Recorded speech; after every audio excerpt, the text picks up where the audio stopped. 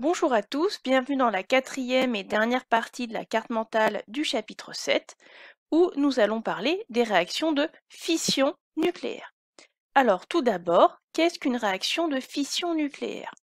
Au cours d'une réaction de fission, on a un noyau lourd, ça veut dire un noyau qui contient beaucoup de nucléons, et qui est instable puisqu'il a trop de nucléons, donc il va assez facilement se casser en deux pour former deux noyaux plus légers.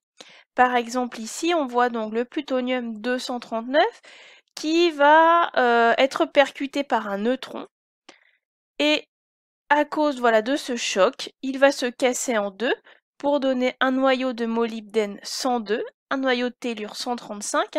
Vous voyez que chaque noyau formé contient moins de nucléons que le plutonium, 102 et 135, donc forcément c'est moins que 239 pour chaque noyau.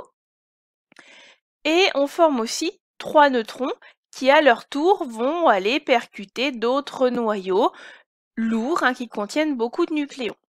Donc si on écrit l'exemple de cette réaction, donc on a un neutron, je vous rappelle, le neutron pas de charge mais un nucléon, qui rencontre un noyau de plutonium 239. Donc si vous cherchez dans la classification périodique, le plutonium, son numéro atomique c'est 94. Il donne un noyau de molybdène 102, le numéro atomique du molybdène c'est 42. Cherchez toujours dans la classification périodique. Et un noyau de tellure 135, le numéro atomique du tellure c'est 52, vous le trouverez aussi, plus 3 neutrons. Alors, on peut regarder si cette transformation respecte les règles de conservation que l'on a vues précédemment. Donc, les règles de conservation nous disent qu'il y a autant de nucléons dans les particules qui réagissent que dans les particules formées.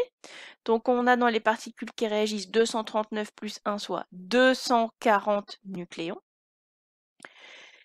Si on fait le total ici, 102 plus 135, ça fait 237, plus 3 fois 1, 237 plus 3, ça fait bien 240. Donc on a 240 nucléons dans les particules formées, 240 nucléons dans les particules qui réagissent.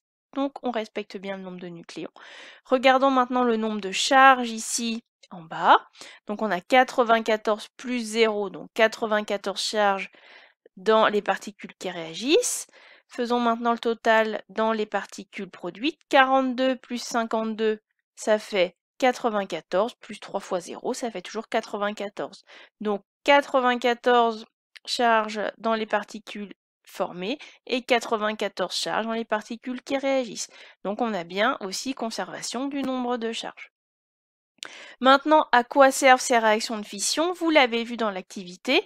L'énergie libérée par ces réactions de fission est convertie en énergie électrique dans les centrales nucléaires. Donc c'est ce qui se passe dans toutes les centrales nucléaires qu'on a en France.